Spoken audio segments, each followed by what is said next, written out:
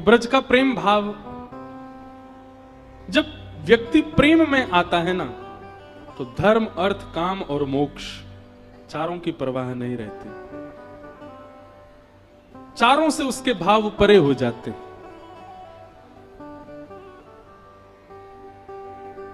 नारद जी महाराज कहते हैं, व्यास जी, आपने जितने भी ग्रंथ लिखे हैं सब में धर्म, अर्थ और काम, मोक्ष को प्रधान बताया, कहीं भी प्रेम की प्रधानता नहीं बताई। सीधी बात मैं कथा में कहा करता हूं, नारद जी ने कहा कि आपके जितने भी ग्रंथ हैं सबको पढ़ने और सबका पालन करने से व्यक्ति को ठाकुर जी में श्रद्धा प्रकट हो जाएगी, ठाकुर जी के प्रति विश्वास प्रकट हो जाएगा, ठाकुर जी के प्रति आस्था प्रकट हो जाएगी, समर्पण प्रकट हो जाएगा, पर प्रेम प्रकट नहीं होगा।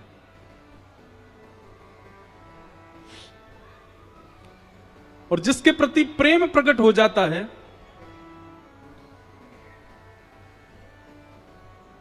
फिर उसके प्रति कुछ और ना भी हो चलेगा। प्रेम में सब समाते हैं, हाथी के पांव में सबके पांव।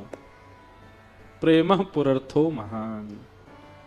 तो ध्यान से सुनिएगा भैया, श्रीमद् भागवत की कथा ठाकुर जी के प्रति श्रद्धा, ठाकुर जी के प्रति भक्ति, ठाकुर जी के प्रति भावना, आस्था आदि आदि जो भी आप शब्द लो, उनको प्रकट कराने का विषय भागवत नहीं है। भागवत तो प्रेम प्रकट कराता है, ठाकुर जी के प्रति प्रेम हो जाए, कोई अपनत्व की भावना, अपनत्व का संबंध ठाकुर जी के प्रति होने लग जाए, तब समझो कि आपने कथा का आश्रय लिया है।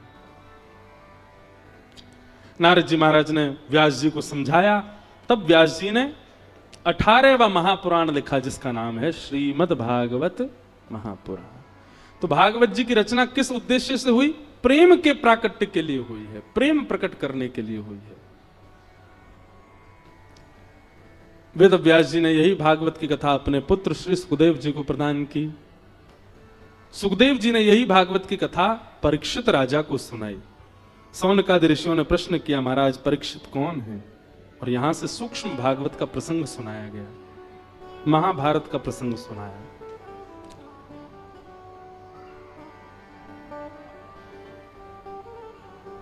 यदा मृधे कौरव संजयानां वीरेस्वथो वीरगतिं गतेषु ब्रकोदरा विद्गदा विमर्श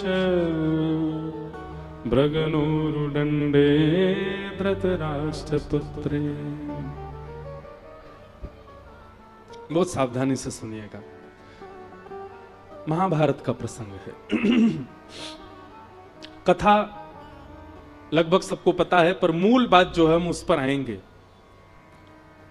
महाभारत का युद्ध अंतिम पड़ाव पर चल रहा था, भीम और दुर्योधन के बीच में युद्ध चल रहा था। परीक्षित कौन है, उनका परिचय बताया जा रहा है। युद्ध का अंतिम समय चल रहा था, तभी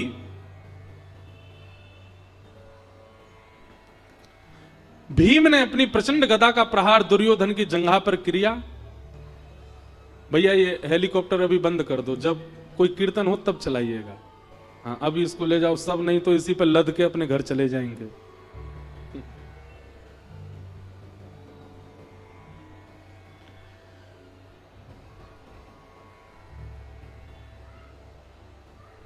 क्या बता रहा था मैं तो भूल गया। महाभारत का युद्ध अपने अंतिम पड़ाव पर चल रहा था। बहुत ध्यानपूर्वक सुनिएगा। भीम ने अपनी प्रचंड गदा का प्रहार किया और दुर्योधन की जंघा टूट गई। महाभारत का युद्ध पांडव जीत गए। पांडवों से इस दुष्कृत्य का बदला लेने के लिए दुर्योधन ने अश्वत्थामा से कहा कि तुम सोते हुए 5 पांडवों को मार दो। तब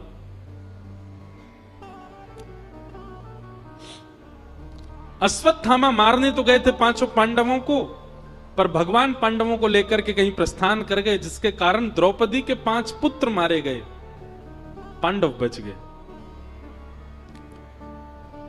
प्रातः काल का समय हुआ, जब देखा कि 5 पुत्र मरे पड़े हैं, रोने लगी द्रौपदी।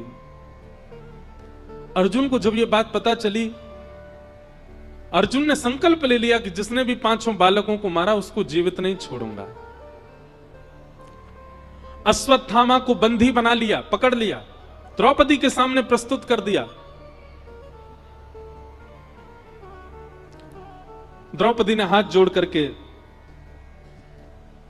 उवाच साहन्तस्य वन्धनानयनं सती उवाच चासहन्तस्य वन्धनानयनं सती मुच्यतामीश ब्राह्मणो नितरां गुरु। एक बात याद रखिएगा बंधुओं, ब्राह्मणों को और मातृशक्ति को कितना भी बड़ा दंड हो, उनको मृत्यु दंड देने का विधान नहीं होता, उनको मृत्यु दंड नहीं दिया जाता। शास्त्रीय बात है।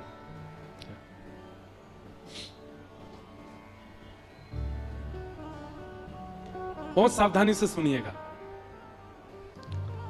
कितना भी बड़ा अपराध हो, शास्त्र बात कहते हैं कि माताओं को और ब्राह्मणों को कोई भी दंड दिया जा सकता है, पर मृत्यु दंड नहीं, मृत्यु दंड नहीं मिलना चाहिए। एक बार मैं कहीं कथा कर रहा था तो मुझे किसी ने प्रश्न किया, महाराज जी एक बात बताओ, आप सब कथाकार इतना ब्राह्मणों का पक्ष क्यों लेते हो? सबसे ज्यादा जातिवाद तो आप लोग फैलाते हो। बताओ, ब्राह्मण कुछ भी करे उसको मारने का अधिकार ही नहीं है, ऐसे तो फिर सब गलत काम कर सकते हैं वो। देखो, शास्त्रों में 2 प्रकार की बातें हैं। एक प्रकार की बात तो यह है कि कई बार कर्म से व्यक्ति का स्वरूप स्वभाव जाना जाता है और उसको मृत्यु दंड आदि जो भी दंड देना हो वो दिया जाता है। और यही भगवान कह रहे हैं कि ब्रह्म बंधुर्न हंतव्य, ब्राह्मणों को मारना नहीं चाहिए, चाहे कितना भी बड़ा दंड हो। स्वयं भगवान ने रावण मार दिया, रावण भी तो ब्राह्मण था। भगवान कह रहे हैं ब्रह्म बंधुर्न हंतव्य, स्वयं हिरण्यकश्यप का वध कर दिया, ब्राह्मण था। भगवान कह रहे हैं ब्रह्म बंधुर्न हंतव्य, महाभारत के युद्ध में कृपाचार्य का वध करवाया, ब्राह्मण था। काल, स्थिति, परिस्थिति और कर्म से कई बार व्यक्ति का स्वरूप पता चलता है। भगवान गीता में कहते हैं 4 वर्णाश्रमों के कर्म क्या है, तब हम ब्राह्मण के 4 कर्म बताए गए। बहुत ध्यान से सुनिएगा क्या कर्म है। सबसे पहला पढ़ना, अध्ययन का अधिकार ब्राह्मण को होना चाहिए, पढ़े। और दूसरा पढ़ाना। तीसरा दान देना और दान लेना। केवल लेने का अधिकार नहीं होता है। अभी ब्राह्मण किस में स्थित हो गए? केवल ज्ञान बांटने में और दान लेने में नहीं। ज्ञान बांटने का अधिकार बाद में, पहले ज्ञान स्वयं लीजिए, स्वयं अर्जित कीजिए, तब उसको दीजिए। और दान लेने का अधिकार बाद में है, पहले दान करिए। ब्राह्मण को भी दान करना चाहिए और यजमान से ज्यादा ही करना चाहिए। ब्राह्मण के 4 काम है। क्षत्रिय का कार्य क्या है? हाथ में आयुध उठा करके अपने परिवार, अपनी सेना, अपनी प्रजा, सबके लिए लड़े, युद्ध करे, सबकी रक्षा करे। वैश्यों का काम क्या है? व्यापार करे, गौ सेवा करे और किसानी करे।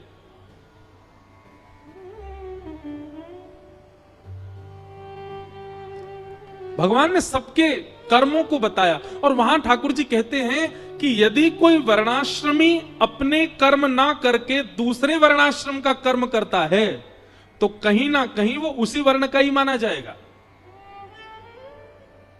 भगवान कहते हैं रावण का कर्म था क्या? पढ़ना, पढ़ाना, दान देना, दान लेना, पर शस्त्र लेकर के मेरे सामने खड़ा है। इसका मतलब वो कर्म से क्षत्रिय है और उस समय उसका क्षत्रित्व वो प्रधान है, ब्राह्मणत्व प्रधान नहीं है। ब्राह्मण का स्वभाव स्वरूप नहीं होता युद्ध करना। वो क्षत्रिय बन के खड़ा है, इसलिए उसका वध हुआ। लेकिन कोई अपने ब्राह्मणत्व में स्थित है और कोई स्त्री अपने स्त्रीत्व में स्थित है और गलती से उनसे कोई अपराध बन जाए तो उनको दंड दिया जा सकता है, मृत्यु दंड नहीं, मृत्यु दंड नहीं। द्रौपदी के 5 पुत्रों को मारा है अश्वत्थामा ने, लेकिन द्रौपदी अर्जुन से कहती है इसको मत मारो। क्यों ना मारे?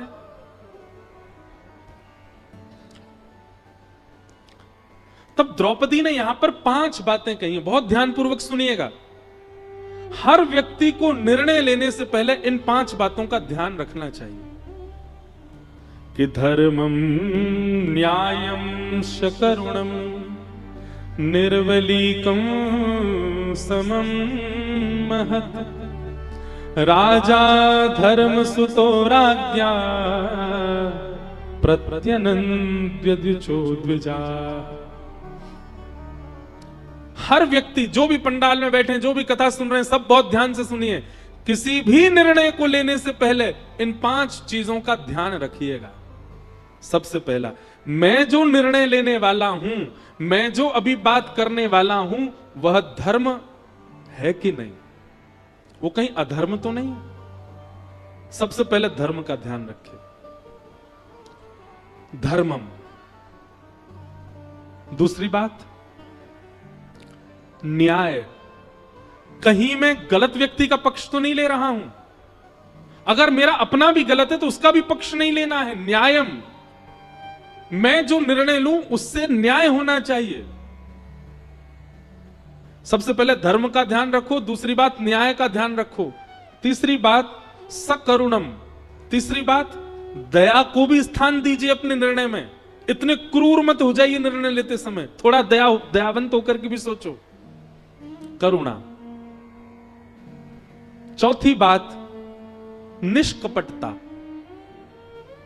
उसमें कपट नहीं होना चाहिए कि यह व्यक्ति मेरे बहुत काम आता है तो मैं इसका भला चालू, नहीं, निष्कपट होकर के आप रखो अपने भाव को।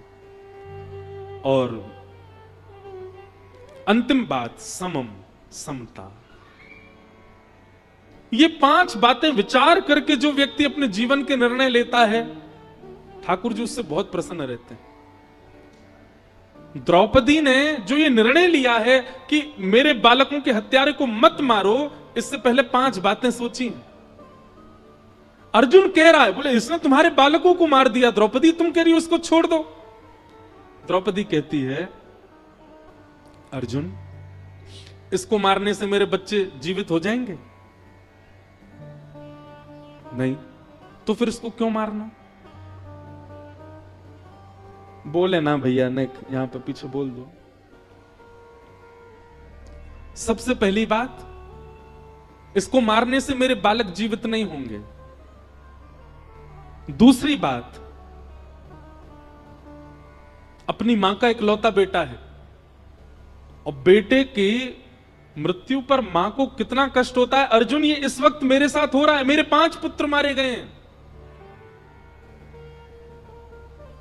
युवावस्था में पुत्र का जाना मां को इतना कष्ट देता है, मानो जैसे हजारों बिच्छुओं ने एक साथ डस दिया हो। और जिस पीड़ा में इस वक्त मैं हूं, मैं नहीं चाहती कोई और मां जाए। अश्वत्थामा की मां इसी के भरोसे है, इकलौता बेटा है, ये मर जाएगा तो इसकी मां को कितनी पीड़ा होगी। इसलिए मेरी प्रार्थना है, आप इसको मत मारो। दूसरी बात, तीसरी बात क्या कहती है?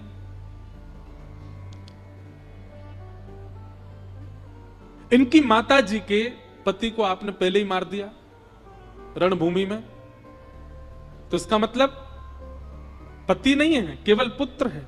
उस पुत्र को भी मार दोगे, वो कहां जाएगी? मेरे पुत्र नहीं है लेकिन मेरे पति तो हैं। 5 पुत्र नहीं है तो क्या हुआ? 5 पांडव मेरे सामने खड़े हैं, मैं फिर भी निर्बला नहीं हुई हूं। आप इसको मत मारो। द्रौपदी की बात सुनकर के पूरी सभा स्तब्ध हो गई और द्रौपदी ने अंतिम बात जो कही है, यह सुनकर के तो श्री द्वारिकाधीश कृष्ण के नेत्र सजल हो गए। द्रौपदी कहती है, अश्वत्थामा कौन है अर्जुन? हमारे गुरु का बेटा है। और शास्त्राज्ञा करते हैं गुरुपुत्र गुरु समान होता है। अच्छा, आप लोगों को एक बात शायद पता नहीं होगी, मैं बता दूं। द्रौपदी का भरे सभा में जब चीरहरण हो रहा था, द्रौपदी का चीरहरण कोई वक्तव्य का विषय नहीं है। उसको उसका बखान ज्यादा करना नहीं चाहिए मंच से, पर लेकिन फिर भी गुरु कृपा और भगवत कृपा पता चले इसलिए थोड़ा बहुत ही कहूं।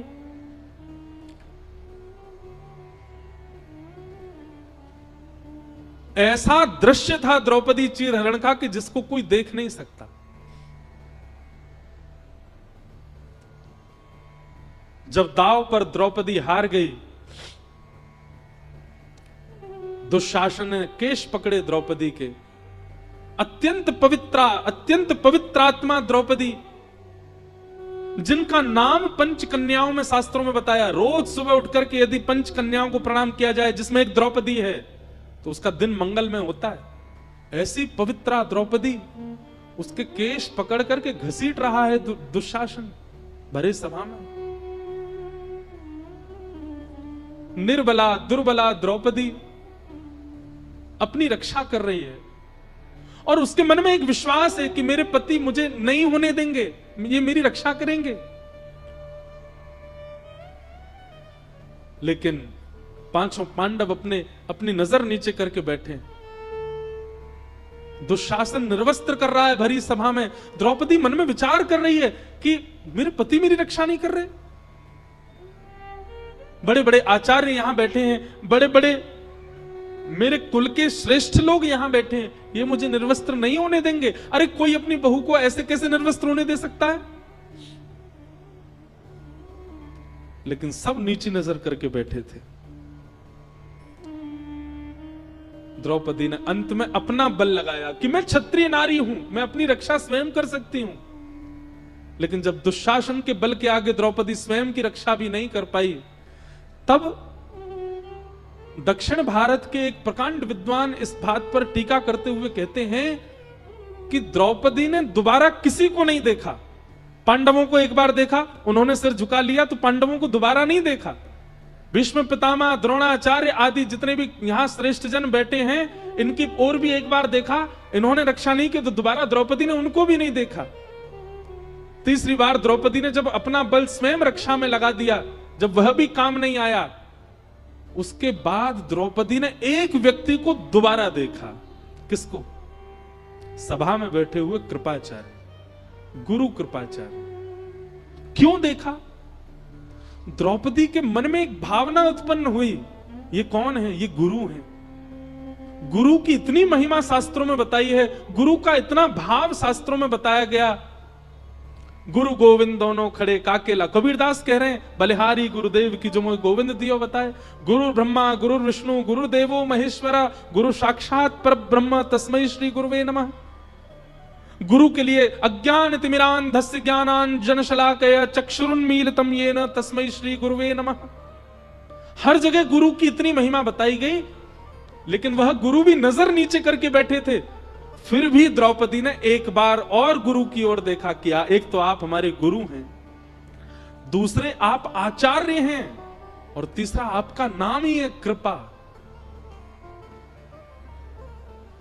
द्रौपदी ने दूसरी बार जब कृपाचार्य की ओर देखा, तो कृपाचार्य ने नजर उठा करके द्रौपदी की ओर देखा, और द्रौपदी की ओर देखते हुए कृपाचार्य ने केवल एक इशारा किया, भुजा उठा करके एक उंगली उठाई, और एक उंगली उठा करके द्रौपदी को मानो इशारा कर दिया, तू कहां किसके प्रपंच में पड़ी है द्रौपदी? तू किसकी शरण में जा रही है? तू किनसे शरणागति मांग रही है? तू किनसे अपनी मदद करने की भीख कर रही है?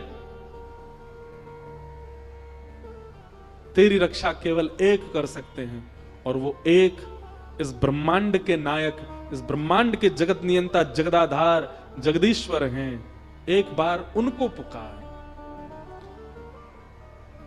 टीकाकार कहते हैं, अर्जुन 18 अध्याय में जो बात नहीं समझ पाया था, गुरु कृपाचार्य के एक इशारे से द्रौपदी ने वो बात समझ ली।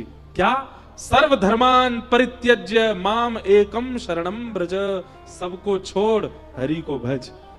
तब अंतिम स्थिति में द्रौपदी भुजा उठा करके कहती है, हे कृष्ण द्वारिकावासी देव देव जगतपते,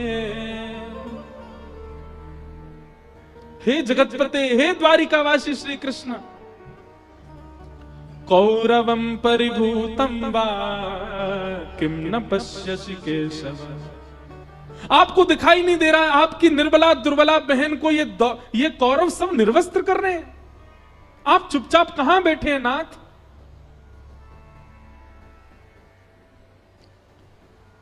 गुरु कृपाचार्य के एक इशारे से द्रौपदी समझ गई मुझे किसको पुकारना है। सूरदास जी का एक पद है, प्रभु जी मोरी क्या बिगड़ेगी, जाएगी लाज तुम्हारी। मोपति पांच पांच के तुम पति, सोपति का है बिसारी। मेरे 5 पति हैं, पर मेरे 5 पतियों के भी पति जगतपति आप हो, मैं आपको कैसे भूल सकती हूं। भीष्म द्रोण और कर्ण दुशासन, भीष्म द्रोण और कर्ण दुशासन, इन मुरी लाज उघारी। प्रभु जी मोरी क्या बिगड़ेगी, जाएगी लाज तुम्हारी। और अंत में तो कह दिया, शूर शाम तुम पछताओगे, कब, जब मोहे देख उघारी। अरे कहीं आपने आने में विलंब कर दिया और कहे मैं कहीं उघारी अवस्था में हुई तो नाथ पछताओगे मुझे देख करके। फिर कहते हैं भगवान श्री कृष्ण रुक्मिणी जी के साथ द्वारिका में चौसर खेल रहे थे जिस समय द्रौपदी पुकार रही थी। और चौसर खेलते खेलते ठाकुर जी अत्यंत क्रोध में भर करके खड़े हो गए। रुक्मिणी जी ने चरण पकड़ लिए, नाथ क्या हुआ, आप इतने क्रोध में। भगवान ने दोनों मुट्ठियां बांध ली और कहने लगे, रुक्मिणी जी आप प्रस्थान करो, वैकुंठ को प्रस्थान करो। क्यों? बोले क्योंकि अब यह पृथ्वी नष्ट होने वाली है, ब्रह्मांड नष्ट होने वाला है, मेरी अनन्य भक्ता द्रौपदी का चीरहरण किया जा रहा है। इस ब्रह्मांड को मैं नहीं रहने दूंगा जिस ब्रह्मांड में मेरे भक्त का चीरहरण किया जा रहा है। रुक्मिणी जी ने समझाया, बोले नाथ इस ब्रह्मांड में अनेक भक्त रहते हैं, अनेक वैष्णव रहते हैं, एक भक्त के लिए आप पूरे ब्रह्मांड को नष्ट करेंगे, कितने भक्त मर जाएंगे, ऐसा मत करो नाथ। ठाकुर जी कहने लगे, तो फिर मैं हस्तिनापुर को नष्ट कर दूंगा। रुक्मिणी जी कहने लगी, हस्तिनापुर में विदुर जी भी तो रहते हैं, हस्तिनापुर में 5 पांडव भी तो हैं, हस्तिनापुर में भीष्म पितामह भी तो हैं, ये भी तो आपके भक्त हैं।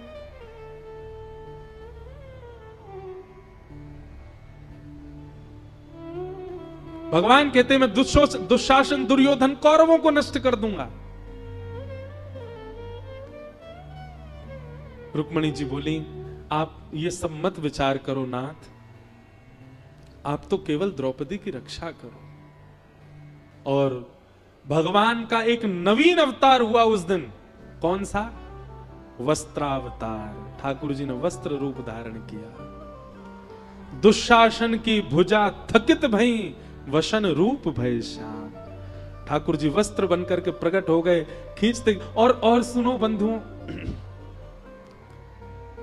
हमारे कृपालु नाथ जिस समय द्रौपदी की रक्षा करने के लिए पधारे थे उस समय द्रौपदी रजस्वला अवस्था में थी।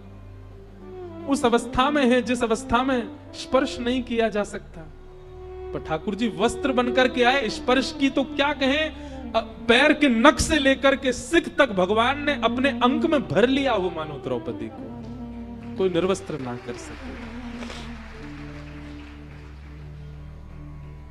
वशन रूप है। और एक बात कहें, उसी दिन दुर्योधन, दुशासन, भीष्म पितामह, द्रोणाचार्य, कृपाचार्य, धृतराष्ट्र, इन सबका अंत निश्चित हो गया था। भगवान गीता में कहते हैं, जब अर्जुन सबको मारता है, भगवान कहते हैं अर्जुन मरे मरायों को मार रहा है तू, ये पहले ही मर चुके हैं, मेरी दृष्टि में पहले ही गिर गए थे। बस योजनाएं बनाई जा रही थी कि इसको कैसे मारना, उसको कैसे मारना, बाकी ये तो मरे हुए मुर्दे हैं सब। तो ये बात, ये कथा मैंने क्यों सुनाई आपको? द्रौपदी ने आज अश्वत्थामा को छोड़ दो, यह बात अर्जुन से कहते हुए अंत में कहा कि ये हमारे गुरु का बेटा है। वही गुरु कृपाचार्य जिन्होंने भरी सभा में मुझे संकेत, भले ही कृपाचार्य कौरवों के पक्ष में थे, पर हैं तो वो गुरु। बंधु, गुरु शब्द बहुत पवित्र है। गुरु व्यक्ति कैसा भी हो, गुरु व्यक्ति का स्वभाव स्वरूप कैसा भी हो, यदि शिष्य की निष्ठा श्रेष्ठ है तो गुरु अपने आप श्रेष्ठ हो जाएगा। गुरु का गुरुत्व शिष्य के शिष्यत्व पर निर्भर करता है। पति का पतित्व पत्नी के पातिव्रत पर निर्भर करता है। पत्नी का पतित्व, पत्नी का पत्नित्व पति के पत्नीव्रत पर निर्भर करता है। बच्चों के भविष्य माता पिता की सेवा पर निर्भर करते हैं। चाहे बच्चा कितने भी अच्छे काल में जन्मा हो, चाहे बच्चे का कितने भी अच्छे हॉस्पिटल में जन्म हुआ हो, चाहे वो बालक कितनी भी सुख सुविधाओं में रहा हो, लेकिन परवरिश माता पिता ने उचित नहीं की होगी तो बालक अच्छा बन ही नहीं पाएगा। ऐसे ही गुरु कितना भी श्रेष्ठ हो, शिष्य का शिष्यत्व यदि श्रेष्ठ नहीं है तो गुरु श्रेष्ठ नहीं हो सकता। कृपाचार्य भले ही कौरव पक्ष में थे, पर द्रौपदी ने उनको पुनः इसलिए देखा क्योंकि वो गुरु हैं। गुरु शब्द में कुछ तो बल होगा ना। और तभी गुरु कृपाचार्य ने उंगली करके दिखा दिया, द्रौपदी एक की शरण में जाओ, और वह एक केवल परमात्मा है। आज द्रौपदी अर्जुन से कह रही है, जिन गुरु की वजह से आज मैं अपनी लाज बचा पाई, उन गुरु का पुत्र, उन गुरु को तो महाभारत युद्ध में मार दिया तुम लोगों ने, लेकिन कम से कम उनके पुत्र को तो जीवित छोड़ दो। अरे मेरे ऊपर ही कृपा नहीं की कृपाचार्य जी ने, तुमको धनुष उठाना उन्होंने सिखाया, तुमको बाण चलाना उन्होंने सिखाया, तुमको युद्ध भूमि में खड़ा होना उन्होंने सिखाया। क्या हुआ अगर उन्होंने कौरवों का पक्ष लिया? तो थे तो वो हमारे गुरु। कम से कम उनके पुत्र को तो मत मारो। गुरु के बड़े एहसान है हमारे ऊपर, गुरु की बड़ी कृपा है हमारे ऊपर, अर्जुन उनके पुत्र को मत मारो। यह बात सुनते ही दूर खड़े द्वारिकाधीश के नेत्र सजल हो गए। और आज भगवान ने उपहार के रूप में द्रौपदी को कुछ देना चाहते हैं। कितनी दयालु है, कितनी करुणा है इसके चित्त में।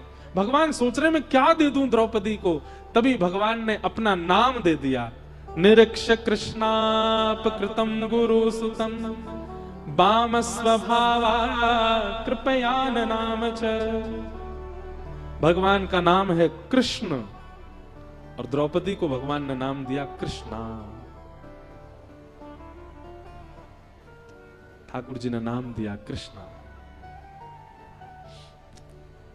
भगवान ने द्रौपदी को हृदय से लगा लिया। वो कह दिया सबको, बोले आज के बाद द्रौपदी को जो भी देखे कृष्णा कहकर के पुकारे। मैंने अपने नाम से संबोधित किया है। क्यों? मैं दया का देवता हूं। बहुत दिन से दया की देवी ढूंढ रहा था, आज मिल गई मुझको। ये दया की प्रत्यक्ष प्रतिमूर्ति है, इसलिए भगवान ने अपना नाम द्रौपदी को दिया। बोलो भक्त वत्सल भगवान की। भगवान बड़े अद्भुत हैं।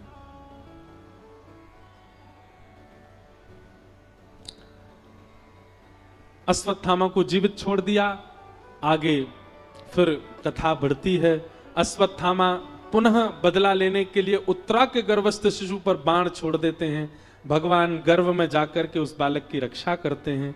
कुंती भगवान की स्तुति गाती है, भीष्म पितामह भगवान की स्तुति गाते हैं, और फिर ठाकुर जी अपनी लीला पूरी करके द्वारिका प्रस्थान करते हैं।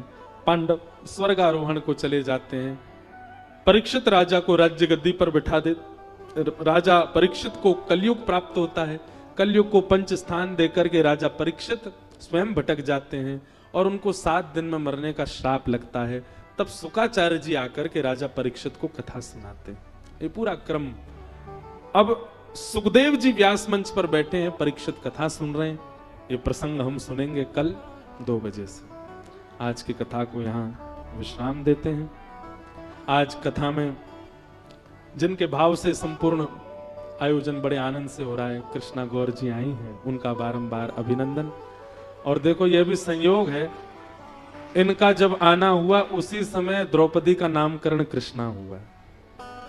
और जैसे द्रौपदी के पथ प्रदर्शक ठाकुर जी हैं, ऐसे इनके पथ प्रदर्शक भी ठाकुर जी हैं, वही इनको पथ दिखाते हैं। कथा को विश्राम दें। उससे पहले कल हमको कई लोगों ने निवेदन किया, महाराज जी आप हर कथा में वृंदावन के 7 निधियों को प्रणाम करते हो विश्राम में, तो फिर हमारी भोपाल की कथा क्यों छोड़ दी? मैंने कहा कल पहला दिन था, आज द्वितीय दिन, आज से प्रारंभ कर। हमारे वृंदावन में 7 ठाकुर हैं, सब बैठ जाओ, अभी एक बार 7 को प्रणाम करो, उसके बाद जाना। कौन कौन? श्री गोविंद देव प्रथम ठाकुर, जो कि आजकल कहां विराजते हैं? जयपुर में। दूसरे ठाकुर जी मदन मोहन जी। ये मुगलों के आने के बाद कई ठाकुर हमारे वृंदावन से चले गए। दूसरे ठाकुर जी हमारे विराजते हैं कहां? करौली राजस्थान, मदन मोहन जी। तीसरे ठाकुर हैं श्री गोपीनाथ जी, वे भी विराजते हैं जयपुर में। चौथे ठाकुर वृंदावन में विराजते हैं श्री राधा रमण लाल। 5वें ठाकुर भी वृंदावन में विराजते हैं श्री राधा वल्लभ लाल। और 6वें ठाकुर आपके मध्य प्रदेश में विराजते हैं पन्ना के श्री जुगल किशोर जी। ये हमारे वृंदावन के 6वें ठाकुर जी हैं, 6वें निधि हैं। और 7वें ठाकुर हमारे वृंदावन के, जिन्होंने पूरी दुनिया को अपनी ओर आकर्षित कर रखा है, ऐसे श्री बांके बिहारी लाल, ये 7वें ठाकुर हैं। और इस पद को जिनकी कृपा से हम गा पा रहे हैं, हम सुना पा रहे हैं, हमारी सेवा के छोटे से श्री गिरधर लाल 8वें, उनको प्रणाम करते हैं। कल आज भी नहीं मिले थे हम, कल भी नहीं मिले, कल मिलेंगे सुबह 11 से 12, और फिर उसके बाद यहाँ कथा 2 बजे करेक्ट हम आ जाएंगे, इसलिए कल ही लाल जी के दर्शन और सबसे मिलना होगा। तो 7 ठाकुरों को आइए हम लोग प्रणाम करते हैं।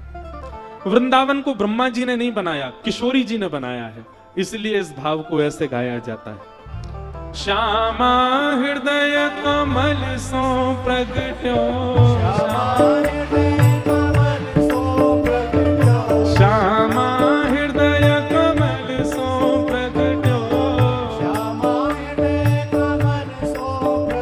और श्याम हृदय तू भाई, वृंदावन प्यारो वृंदावन, वृंदावन प्यारो वृंदावन, हे श्री वृंदावन मेरो वृंदावन, श्यामा हृदय कमल सो प्रगट्यो, और श्याम हृदय तू भाई, वृंदावन मेरो वृंदावन, हे श्री वृंदावन प्यारो वृंदावन, बिहरत ए सब सुख सागर, रूप उजागर रहे वृंदावन धाम, सब सुख सागर रूप उजागर रहे वृंदावन धाम, प्यारो रहे वृंदावन धाम, प्यारो रहे वृंदावन धाम। हे रूप गोस्वामी प्रगट कियो जहां, श्री रूप गोस्वामी प्रगट कियो जहां, राधा गोविंद रूप निधान, वृंदावन मेरो वृंदावन, हे श्री वृंदावन प्यारो वृंदावन,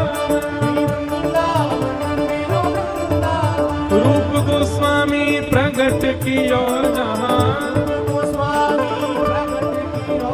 राधा गोविंद रूप निधान, वृंदावन मेरो वृंदावन, हे श्री वृंदावन प्यारो वृंदावन, बोलो राधा गोविंद देव बाद हम ठाकुर जी को प्रणाम करेंगे। सब जोरदार जय बोलिएगा। बिहरत निस दिन कुंज गलन में ब्रज जन मन सुख धाम।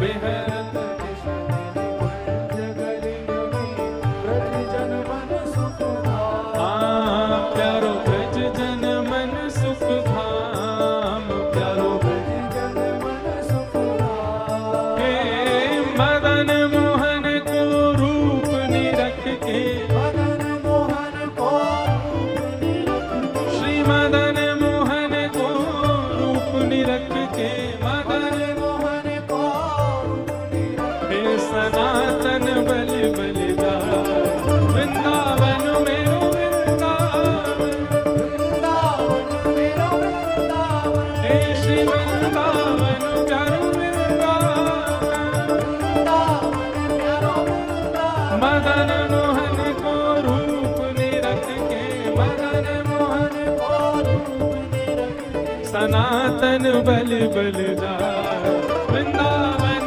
मेरो वृंदावन, वृंदावन मेरो वृंदावन, हे श्री वृंदावन प्यारो वृंदावन, वृंदावन प्यारो वृंदावन। बोल मदन मोहन लाल की।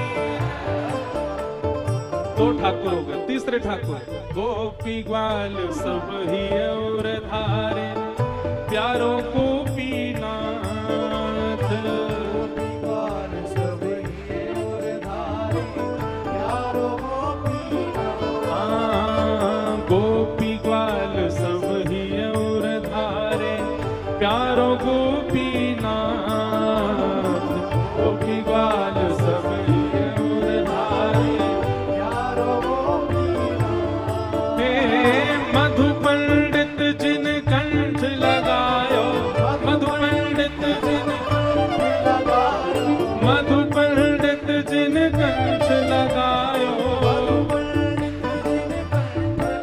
और है रही जय जयकार वृंदावन प्यारो वृंदावन, वृंदावन प्यारो वृंदावन, हे श्री वृंदावन मेरो वृंदावन, वृंदावन प्यारो वृंदावन, मधु पंडित जिन कंठ लगायो, मधु पंडित जिन कंठ लगायो, और है रही जय जयकार वृंदावन मेरो वृंदावन, वृंदावन मेरो वृंदावन, हे श्री वृंदावन प्यारो वृंदावन, वृंदावन मेरो वृंदावन।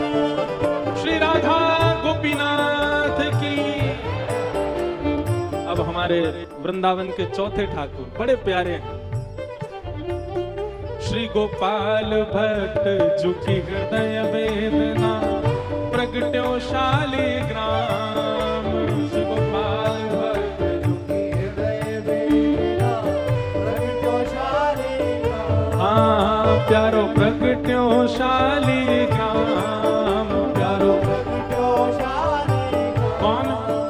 हे रूप सुधा को खान हमारो, रूप सुधा को खान हमारो, वृंदावन में सब ते न्यारो, वृंदावन में सब ते न्यारो। हाँ रूप सुधा को खान हमारो, रूप सुधा को खान हमारो, ओ प्यारो राधा रमण झूला वृंदावन मेरो वृंदावन, वृंदावन मेरो वृंदावन, हे श्री वृंदावन प्यारो वृंदावन, वृंदावन प्यारो वृंदावन। रूप सुधा को खान हमारो, रूप सुधा को खान हमारो, श्री राधा रमण झूला वृंदावन मेरो वृंदावन, वृंदावन मेरो वृंदावन, हे श्री वृंदावन प्यारो वृंदावन,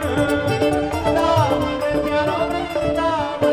श्री राधा रमण लाल की। छोटे से प्यारे से ठाकुर शालिग्राम से प्रकट हुए श्री राधा रमण लाल। वृंदावन के छठवे ठाकुर आतुर हित हरिवंश पुकारो, श्री राधा राधा नाम। आतुर हित हरिवंश पुकारो,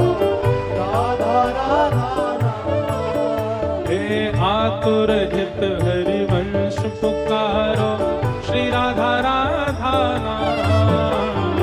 आतुर हित हरिवंश पुकारो, राधा राधा नाम। हे जय राधे राधे, राधे राधे, श्री राधे राधे, राधे राधे, वृषभानु दुलारी, राधे राधे, बरसाने वारी, राधे राधे, श्री कृष्ण प्यारी, राधे राधे, बरसाने वारी, राधे राधे, आतुर हित हरिवंश पुकारो, श्री राधा राधा नाम।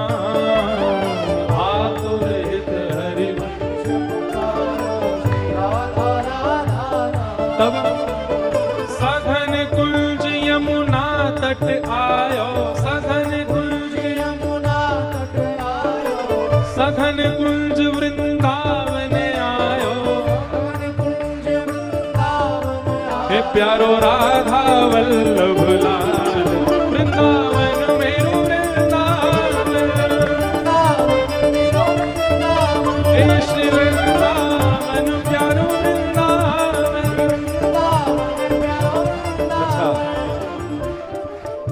कुछ महीने पहले मंडी द्वीप में कथा हुई थी, तब हम भोपाल में राधा वल्लभ जी के दर्शन करने गए थे। भोपाल शहर में राधा वल्लभ जी का भी स्थान है। किन किन ने दर्शन किए, हाथ ऊपर करो।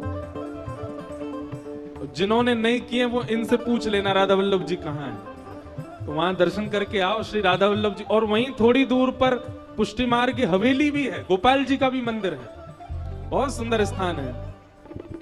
सघन कुंज यमुना तट आयो, सघन कुंज यमुना तट आयो, ओ प्यारो राधा वल्लभ लाल, वृंदावन मेरो वृंदावन, वृंदावन मेरो वृंदावन, हे श्री वृंदावन प्यारो वृंदावन, वृंदावन प्यारो वृंदावन, बोल राधा वल्लभ लाल की।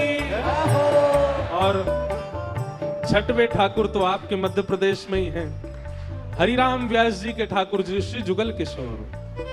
हे जुगल किशोर को लाड लड़ायो, नवल कुंज ही माही, जुगल किशोर को लाड लड़ायो, नवल कुंज ही माही। हे कुंजनी कुंजन की रज धारे, कुंजनी कुंजन की रज धारे, कुंजनी कुंजन की रज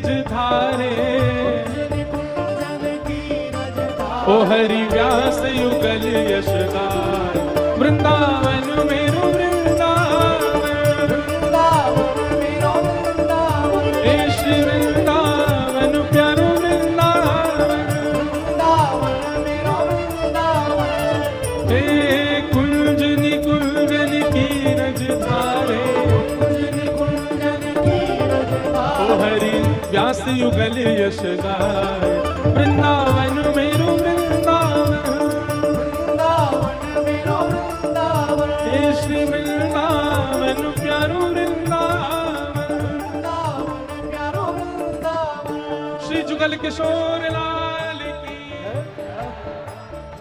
सातवें ठाकुर भुवन चतुर्दश की सुंदरता, निधिवन करत बिहार, भुवन चतुर्दश की सुंदरता, निधिवन करत बिहार।